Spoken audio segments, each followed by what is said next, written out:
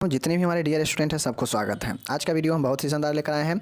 आज है आपका MSN 2 के ऊपर। जी हाँ साथियों, किसके ऊपर है? MSN 2 के ऊपर है। ठीक है, MSN 2 के ऊपर है। आज का प्रश्न है, एक है आपका कंजक्टिवाइटिस के ऊपर। किसके ऊपर है? कंजक्टिवाइटिस के ऊपर है। ठीक है, और एक प्रश्न जो है आप सभी के लिए मैं लेकर आया हूँ स्किन ग्रेफ्टिंग के ऊपर। किसके ऊपर? स्किन ग्रेफ्टिंग मतलब त्वचा प्रत्यारोपण के ऊपर। ठीक है, दोनों प्रश्न अच्छा है, देखेंगे। चलिए शुरू करते हैं। चलिए, कंजक्टिवाइटिस क्या होता है चलिए देख लेते हैं। देखिए, आँख के स्क्लेरा पर जो है पाई जाने वाली परत कंजक्टिवा का संक्रमण एवं प्रदाह कंजक्टिवाइटिस कहलाता है। देखिए, आँख का जो स्क्लेरा आप लोग जानते हैं, अब इतना आप लोग सेकेंड ईयर में आ गए तो आप लोग को तो आँख का स्ट्रक्चर पता ही होगा कि जो आपका आँख होता है, ये मानिए आपका क्या है? आँख है, समझ गए? ये क्या है? आपका आँख है। ये क्या है? आपका आँख है, समझ गए? ये आँख है, समझ गए? अब इसमें जो है क्या होता है, ऐसे जो है परत जो वाइट वाला जो होता है बीच में छोड़ दीजिए। ठीक है, तो इसके जो है ये कात वाला जो होता है ना, वाइट वाला, तो इस पर एक इसके जो लेयर होता है कंजक्टिवा का, इस लेयर पर संक्रमण हो जाना ही जो है क्या होता है? कंजक्टिवा का संक्रमण होना ही कंजक्टिवाइटिस कहलाता है। समझ गए?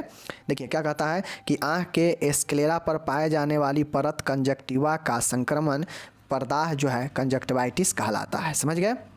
मीन्स क्या समझे कि ये आपका आँख है, समझ गए? ये आपका आँख है, समझ गए? ये क्या है? आपका आँख है, समझ गए? इसमें समझ लीजिए ये आपका आँख हो गया। अब इसके आँख में जो है एक लेयर होता है, यहाँ पे ये स्क्लेरा है, समझ गए? इस स्क्लेरा पर संपूर्ण आँख में क्या है? स्क्लेरा है, समझ गए? ये स्क्लेरा जो होता है, ये स्क्लेरा पर कंजक्टिवा का एक परत होता है, समझ गए? अब इस कंजक्टिवा के परत पर ही किसी भी प्रकार के इन्फेक्शन या इन्फ्लामेशन प्रदाह होना ही जो है क्या कहलाता है? आपका कंजक्टिवाइटिस कहलाता है। समझ गए? चलिए, अब यहाँ पे इसका कारण देख लीजिए, इसका होने का क्या क्या कारण होता है तो देख लीजिए। होने का जो कारण होता है वो है आपका बैक्टीरियल इन्फेक्शन। क्या है? बैक्टीरियल इन्फेक्शन, जैसे स्टेफिलोकोकस ऑरियस, समझ गए? Staphylococcus aureus, streptococci pneumonia. ठीक है, उसके बाद है नाइजीरिया गोनोराई। ये सब जो है आपका जीवाणु संक्रमण बैक्टीरियल इन्फेक्शन होते हैं। कौन कौन? Staphylococcus aureus, streptococci pneumonia.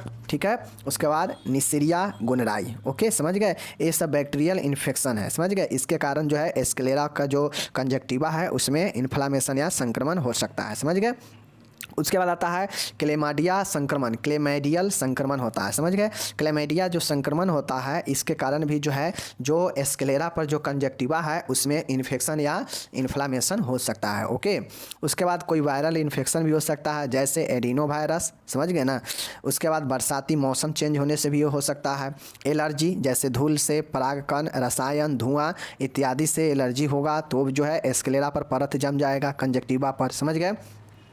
परजीवी रोग होना, जैसे पैरासाइट डिटेज, जैसे क्या चीज़? थायरस प्यूबिस और एस्कीटोएस्मा, समझ गए ना? एस्कीएस्टोमा, स्केबिज, ये सब जो है परजीवी संक्रमण हो सकता है। क्या चीज़? थायरस प्यूबिस, एस्कीटोएस्टोमा, स्केबिज, समझ गए?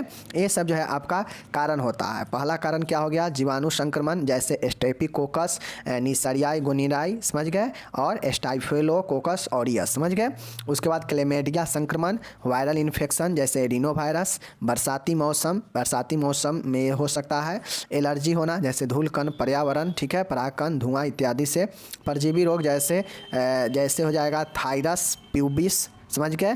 एस्कीएस्टोमा और स्केबिज, समझ गए? ये सब जो है कारण बनता है स्क्लेरा पर कंजक्टिवाइटिस के इन्फ्लेमेशन या इन्फ्लामेशन होना। समझ गए चीज़ को? चलिए, ये हो गया। लक्षण देखिए कि इसका क्लिनिकल फीचर क्या होता है। ठीक है, क्लिनिकल फीचर जो होगा वो होगा इसका, देखिएगा इसका लक्षण क्या क्या दिखाई देता है। तो कंजक्टिवा का लाल होना, जो आपका स्क्लेरा है वो क्या होगा? स्क्लेरा पर जो कंजक्टिवा है वो लाल हो जाएगा, क्योंकि आँख में कुछ भी होता है तो लाल होता ही होता है। ठीक है, कंजक्टिवा में दर्द होना, पेन इन कंजक्टिवा, ठीक है, पेन भी होगा। आँखों में चुभन एवं जलन, आँखों में क्या होगा? सेंसेशन और बर्निंग, चुभन होगा। ठीक है, आँखों में खुजली होगा, ईचिंग होगा आँखों में। ठीक है, आँखों में पीला पदार्थ स्रवन, आँखों से जो है क्या होगा कि पीला पदार्थ का स्रवन होगा। और यही जो है आपका क्या होता है? लक्षण होता है। आँख लाल, कंजक्टिव, आँख का कंजक्टिवा लाल हो जाएगा, वहाँ दर्द होगा, पीला स्राव निकलेगा, आँखों में चुभन जलन होगा, ठीक है, कंजक्टिवा में दर्द होगा, आँखों में खुजली होगा, ये सब जो है कंजक्टिवाइटिस में होता है, समझ गए। इसे नेत्र श्लेष्मक भी कहते हैं, समझ गए। साथ में आँखों में प्रकाश खुलने में समस्या, आँखों में प्रकाश में आँखें खुलने में समस्या, फोटोफोबिया मतलब प्रकाश से डर लगेगा, ठीक है ना, आँखें से लगातार आंसू आना, टीयरिंग होगा, ठीक है। तो ये जो है आँख में अगर संक्रमण होगा, स्क्लेरा में कंजक्टिवाइटिस का अगर संक्रमण होगा तो कंजक्टिवा में संक्रमण होगा तो कंजक्टिवाइटिस हो जाएगा। फिर व्यक्ति का आँख में चुभन, लाल, ठीक है, खुजली, ये सब होने लगेगा, प्रकाश से डर लगेगा, प्रकाश में आँख नहीं खुल पाएगा, ठीक है, आँखों से लगातार आंसू आएगा, पीला शराब निकलेगा। तो ये सब जो है लक्षण दिखाई देता है आँख का, समझ गए। चलिए ये हो गया। नेक्स्ट देखिएगा निदान इसका क्या होता है, डायग्नोसिस क्या क्या होगा तो देख लीजिए। डायग्नोसिस होता है आई एग्जामिनेशन, आँखों का परीक्षण किया जाता है, ओके। लक्षणों की उपस्थिति की जांच की जाती है, जो भी लक्षण दिखाई देगा उसका जो है जांच किया जाता है, समझ गए।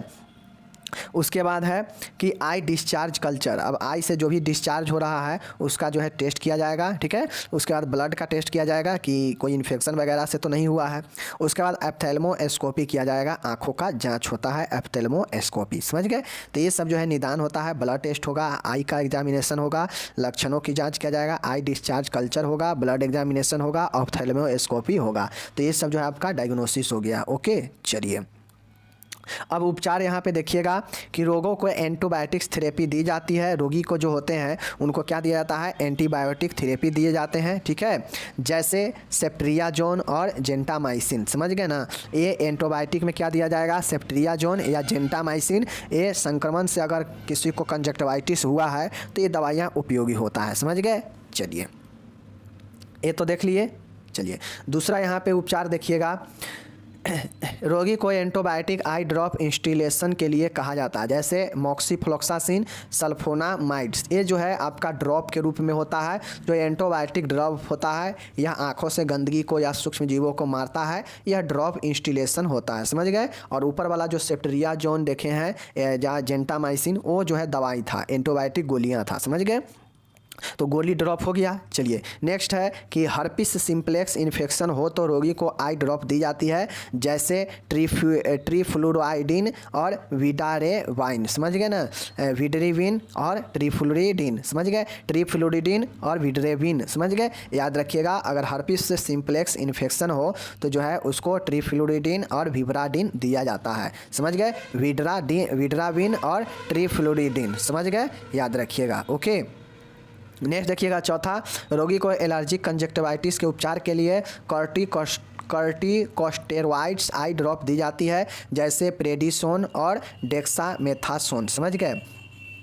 देखिए अगर रोगी को किसी एलर्जी के कारण धूल कण धुआं ये सब के कारण अगर पेशेंट में जो है एलर्जी से उसका आँख में कंजक्टिवाइटिस हुआ है तो उसको जो है क्या किया जाता है कि कॉर्टिकोस्टेरॉइड आई ड्रॉप दिया जाता है, जैसे प्रेडिसोन और डेक्सामेथासोन, समझ गए। तो कुल उपचार में एक तो एंटीबायोटिक गोलियां दवाई हो गया, एक एंटीबायोटिक ड्रॉप हो गया, ठीक है। उसके बाद जो है एलर्जी कंजक्टिवाइटिस के उपचार हेतु कॉर्टिकोस्टेरॉइड आई ड्रॉप दिया जाता है। और एक आपका यहाँ पे क्या था कि हर्पिस सिंप्लेक्स के लिए ट्रीफ्लुरिडाइन और विड्रावाइन जो है दिया जाता है ड्रॉप, समझ गए। तो ये 4 उपचार होता है, समझ गए। चलिए अब यहाँ पे देखिएगा आई नर्सिंग प्रबंध, नर्सिंग मैनेजमेंट क्या क्या होगा देख लीजिए। नर्सिंग मैनेजमेंट, रोगी को नियमित रूप से आई ड्रॉप इंस्टॉलेशन किया जाता है। रोगी को क्या करें, नर्सिंग देखभाल, नर्स जो देखभाल करेगी उसमें जो है नियमित रूप से आई ड्रॉप जो है डाला जाएगा व्यक्ति में। रोगी की आंखों में दवाई डालने से पहले अच्छी तरह से हाथ धोने, ठीक है ना, ताकि हाथ में जो इन्फेक्शन है वो आँख में ना प्रवेश करे। तो दवाई डालने से पहले हाथ को धोना चाहिए, ठीक है। नेक्स्ट देखिएगा क्या है, रोगी को गहरे काले रंग का चश्मा पहनना चाहिए। जो रोगी होता है उसको काले गहरे रंग का चश्मा पहने ताकि उसको जो है प्रकाश इफेक्ट ना करे, ठीक है। और नेक्स्ट है चौथा, आंखों पर ठंडी पट्टी रखकर या बर्फ़ से सिकाई करनी चाहिए, इससे दर्द व खुजली में आराम मिलता है। चूँकि हम लोग लक्षण में देखे हैं कि आँख में इचिंग होगा, दर्द होगा, लालापन होगा, तो इसके लिए क्या करेंगे कि आँखों पर पट्टी रखकर या बर्फ़ से सिकाई करनी चाहिए, ठीक है, जिससे दर्द व खुजली में राहत मिलता है, समझ गए। तो ये कोल्ड स्पॉन्जिंग हो गया, समझ गए। नेक्स्ट देखिएगा, रोगी को बार बार आंखों को रगड़ने से मना करना चाहिए, क्योंकि यह आंख का है, जितना ज़्यादा रगड़ेंगे उतना ज़्यादा क्या होगा, दिक्कत होगा, इसलिए रगड़ने से मना करना चाहिए एज ए नर्स। समझ गए। आंखों को पोंछने के लिए साफ कपड़े का उपयोग करना चाहिए। अब आंखों को पोंछने के लिए क्या करना चाहिए, साफ कपड़ों का उपयोग करना चाहिए। समझ गए। नेक्स्ट देखिएगा, रोगी को विटामिन सी की प्रचुर मात्रा लेने के लिए प्रोत्साहित करनी चाहिए। ठीक है, जो रोगी होते हैं उनको विटामिन सी की प्रचुर मात्रा में लेने के लिए जो है क्या करना चाहिए, प्रोत्साहित करना चाहिए। ठीक है, साथ ही देखिए आपका यहाँ पे क्वेश्चन, और विटामिन ए भी ले सकता है। ठीक है, जिससे आँख का रोशनी बना रहेगा। ओके, तो आपका यहाँ पे जो है एक क्वेश्चन कंजक्टिवाइटिस में कोई ज़्यादा दम नहीं था, सिर्फ आपका इसका कारण याद रखना है कि जीवाणु के कारण में स्टेफिलोकोकस ऑरियस, समझ गए, स्टेपोकोकी, समझ गए। उसके बाद था गोनेरियाई, नाइसीरिया गोनेराई, ये सब जो है जीवाणु कारण है। उसके बाद एस्क्लेमेडिया इन्फेक्शन था। ठीक है, उसके बाद था आपका बहुत सारे इन्फेक्शन था, एलर्जी था। ठीक है, अलग अलग प्रकार के कारण से जो कंजक्टिवा होता है, समझ गए, कंजक्टिवाइटिस होता है। ओके, समझ गए। चलिए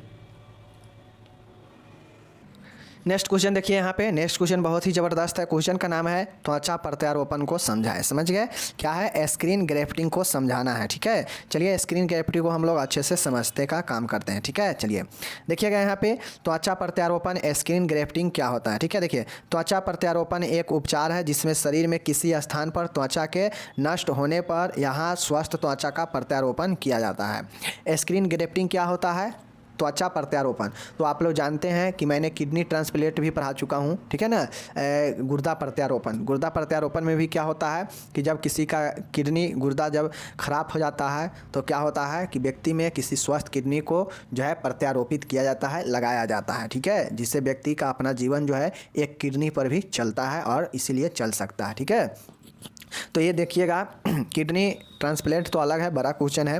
बाकी अगर 5 नंबर में स्क्रीन ग्रेफ्टिंग अच्छा क्वेश्चन है, पूछ सकता है। ठीक है, त्वचा प्रत्यारोपण भी सेम है कि त्वचा प्रत्यारोपण एक उपचार होता है, यह एक विधि है। ठीक है ना, जिसमें किसी भी शरीर के स्थान से किसी भी त्वचा को नष्ट होने पर स्वस्थ त्वचा को जो है प्रत्यारोपण किया जाता है। प्रत्यारोपण मतलब लगाया जाता है। समझ गए, तो ये जो है आपका होता है त्वचा प्रत्यारोपण। ओके, समझ गए। चलिए नेक्स्ट देखिएगा, टाइप्स ऑफ स्किन ग्रेफ्टिंग। समझ गए, स्किन ग्रेफ्टिंग का क्या प्रकार होता है, देख लीजिए। त्वचा का प्रत्यारोपण निम्न प्रकार से हो सकता है। ठीक है, देखिए कितने प्रकार से हो सकता है त्वचा का प्रत्यारोपण। ठीक है, देखिए एक है स्प्लिट थिकनेस स्किन ग्रेफ्टिंग, समझ गए ना।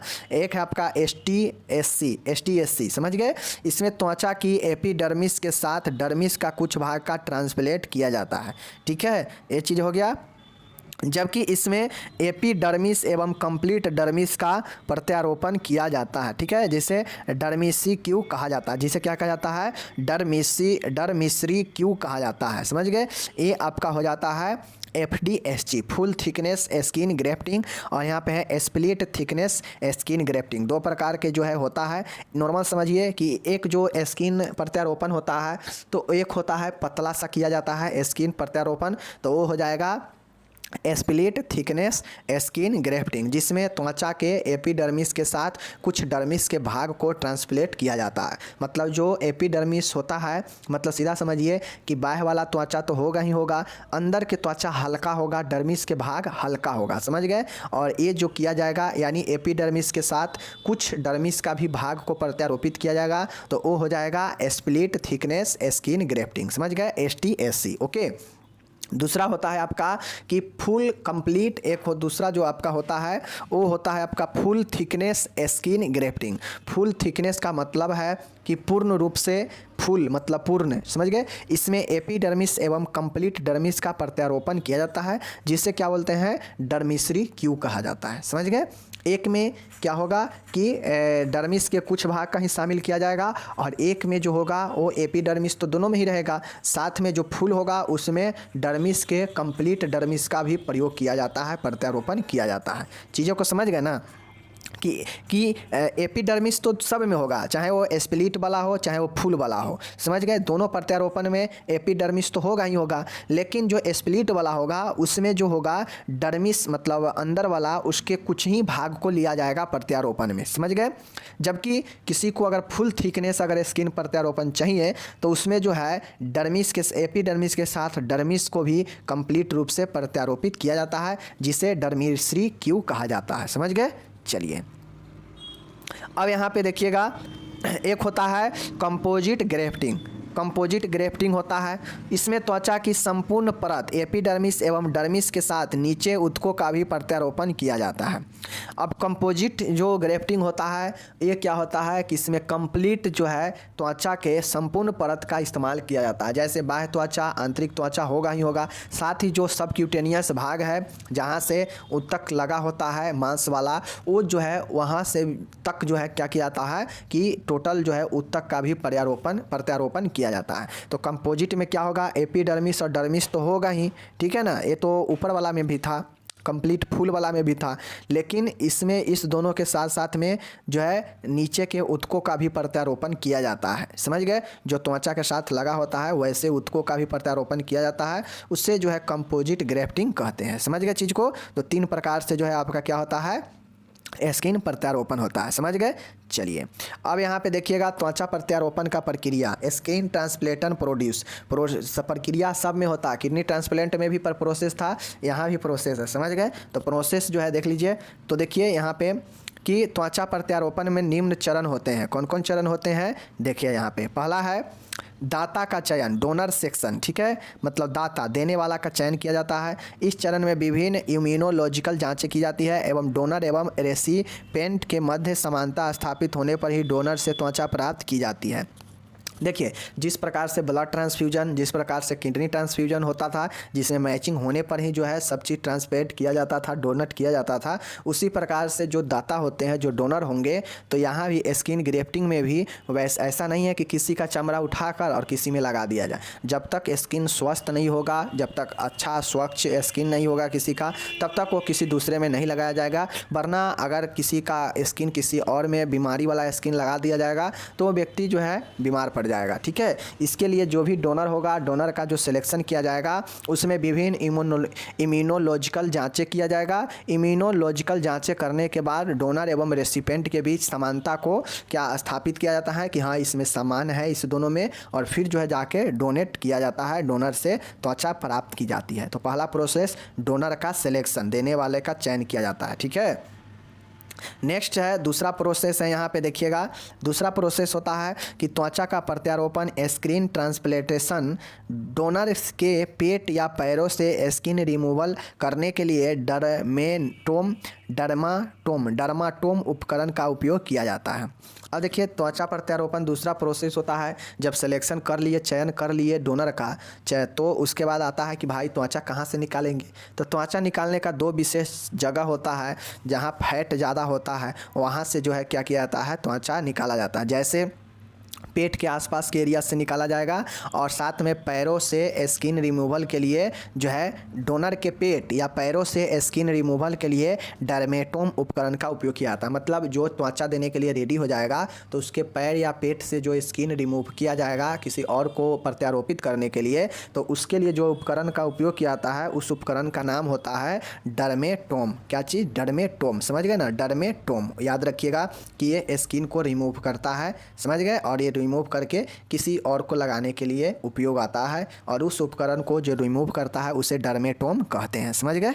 चलिए ये हो गया। अब डर्मेटोम जो होता है वो डर्मेटोम द्वारा त्वचा की स्लाइस प्राप्त की जाती है। अब जो त्वचा होता है उसका स्लाइस प्राप्त किया जाता है एवं इससे सुरक्षित रखा जाता है। डोनर साइट पर आवश्यकता अनुसार स्टिच या प्लाज्मा का लेप किया जाता है। डोनर से प्राप्त त्वचा को उचित जगह पर प्रत्यारोपित कर दिया जाता है, ठीक है। देखिए जिस भी से भाई अगर त्वचा निकाला जाता है, रिमूव किया जाता है, तो जो डर्मेटोम जो उपकरण है उसके द्वारा त्वचा का स्लाइस प्राप्त किया जाता है, स्लाइस निकाला जाता है और स्लाइस को निकाल कर सुरक्षित रखा जाता है।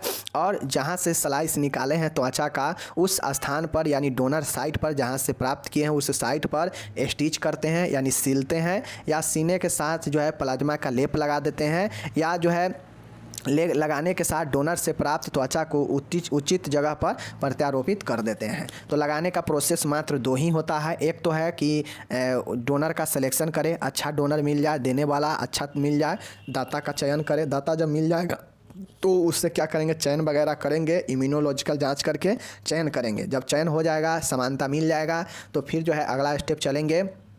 अगला स्टेप होगा क्या चीज़ का, कि स्किन रिमूवल का। अगला स्टेप जो होगा वो होगा त्वचा प्रत्यारोपण का। निकाल लिए तो अब तो सीधे लगाना है, चयन कर लिए तो लगाएंगे कैसे। तो लगाने के लिए एक जो है उपकरण होता है जिसको डर्मेटोम बोलते हैं, उसके द्वारा स्वस्थ व्यक्ति से त्वचा के स्लाइस को पेट से या पैर से निकाला जाता है, त्वचा के स्लाइस को। अब जहाँ से निकाले हैं स्लाइस को वहाँ पे या तो स्टिच कर देते हैं या प्लाज्मा का लेप लगा देते हैं, ठीक है। अब ये करने के बाद जो है जो निकाले हैं त्वचा को उसको क्या करते हैं कि सुरक्षित स्थान पर रखते हैं, और उसके बाद जो है डोनर से जो त्वचा मिला है उस त्वचा को प्रत्यारोपित कर दिया जाता है। तो ये दूसरा प्रोसेस होता है, निकालने से लेकर प्रत्यारोपित करने तक, समझ गए। चलिए अब इसमें कौन कौन सा जटिलता हो सकता है, त्वचा प्रत्यारोपण में क्या क्या जटिलता हो सकता है, क्या क्या कॉम्प्लिकेशन हो सकता है, चलिए एक बार देख लेते हैं, ठीक है। देखिए यहाँ पे रक्तस्राव, ब्लीडिंग, क्या होगा, ब्लीडिंग होगा, रक्तस्राव होगा, चूँकि जानते ही हैं। संक्रमण फैल सकता है, ठीक है। नष्ट होना, ग्रेफ्ट स्किन क्या होगा, नष्ट हो जाएगा। तंत्रिकीय क्षति, नर्व डैमेज हो सकता है, ठीक है, क्योंकि हर चीज़ में एक जो है क्या है, चाहे स्किन हो, मांस हो, हड्डी हो, सब में जो है नर्व घुसा हुआ है, नर्व से कनेक्टेड है, तो इसमें नर्व का डैमेज हो सकता है, ठीक है। त्वचा ग्रहण ना करना, स्किन ग्रेफ्टिक रिजेक्शन, ठीक है, जो स्किन किसी से निकाल कर किसी और पर ग्रेफ्टिंग करेंगे, हो सकता है वो ग्रहण ना करे, सेट ना हो, तो ये जो है आपका प्रॉब्लम आ सकता है, कॉम्प्लिकेशन जटिलता हो सकता है, ब्लीडिंग का, संक्रमण का, नष्ट होने का, तंत्रिकीय क्षति का, त्वचा ग्रहण न करने का, ये सब जो है जटिलता आ सकता है स्किन ग्रेफ्टिंग में। ओके, चलिए नेक्स्ट है नर्सिंग प्रबंध देख लेते हैं हम लोग। नर्सिंग प्रबंध देख लीजिए, अच्छा है, इम्पोर्टेंट है। डोनर साइड से त्वचा लेने पर यहाँ पुनः नई त्वचा विकसित होने में समय लगता है, इसलिए उसकी उचित देखभाल की जानी चाहिए। अब जहाँ से जिसके जगह से जो देने वाला है, जो त्वचा देने वाला है, ठीक है ना, त्वचा देने वाले जगह से जहाँ से त्वचा लिए हैं वहाँ त्वचा निकलने में समय लगेगा, विकसित होने में, तो इसके लिए जो है उचित देखभाल की जानी चाहिए, समझ गए। नेक्स्ट है, यदि आवश्यक हो तो चिकित्सक के निर्देशानुसार वैक्यूम ड्रेसिंग की जाती है। अगर नीड हो तो क्या करें, चिकित्सक के अनुसार वैक्यूम ड्रेसिंग करना चाहिए, ठीक है, जहाँ से डोनर हुआ है। ओके, नेक्स्ट है, इस साइट पर रगड़न नहीं होनी चाहिए, ठीक है, इसके लिए बेड क्रेडल्स का भी उपयोग किया जा सकता है। बेड क्रेडल क्या होता है, पेशेंट बेड पर सोए हुआ है, उस पर जो है एक जाल सा लगा होता है, ऐसे लगा दिया जाता है, और ऊपर से क्या किया जाता है कि कोई भी कपड़ा उपड़ा से ढक दिया जाता है, जिससे उसका शरीर पर स्पर्श नहीं करता है, जिससे पेशेंट को जो है बेचैनी नहीं होगा, समझ गए। ये हो गया। नेक्स्ट है, ट्रांसप्लांट साइट को थोड़ा ऊंचा रखना चाहिए जिससे रक्तस्राव की संभावना कम हो। अब जहाँ से ट्रांसप्लांट किया गया है वहाँ जो है क्या करना चाहिए, वो थोड़ा ऊंचा रखें, क्योंकि वहाँ से रक्तस्राव होने का संभावना रहता है, ठीक है। चलिए नेक्स्ट देखिएगा, यदि किसी प्रकार का रक्तस्राव हो या नीलापन हो तो तुरंत चिकित्सक को सूचित करें। ट्रांसप्लांट वाले जगह से अगर किसी भी प्रकार का रक्तस्राव होता है या नीलापन पड़ता है तो तुरंत डॉक्टर को सूचित करना चाहिए, ठीक है। रोगी को एवं दाता को संक्रमण से बचाने के लिए सदैव एसेप्टिक टेक्निक का पालन करना चाहिए, विष संक्रमित टेक्निक का पालन करना चाहिए, समझ गए। चलिए नेक्स्ट देखिएगा, रोगी एवं दाता को चिकित्सक के निर्देशानुसार इम्यूनो सप्रेसिव ड्रग्स व आईवी फ्लूइड प्रदान करते रहे, ठीक है। रोगी एवं दाता के जैविक चिन्हों का नियमित जांच करती रहे, दोनों का देखभाल किया जाएगा। जिससे स्किन लिया गया है उसको भी देखभाल किया जाएगा, और जिसको प्रत्यारोपित किया गया है उसको भी देखभाल किया जाएगा, समझ गए। तो ये सारा प्रोसेस नर्सिंग देखभाल आपका यहाँ पर समाप्त होता है, और एक क्वेश्चन भी समाप्त होता है, ठीक है। MSN में आज हम लोग 2 प्रश्न देखे हैं। एक प्रश्न क्या देखे हैं हम लोग, एक प्रश्न देखे हैं कंजक्टिवाइटिस के ऊपर, और एक प्रश्न देखे हैं स्किन ग्रेफ्टिंग के ऊपर, ठीक है। चलिए मिलते हैं अगले वीडियो में, धन्यवाद।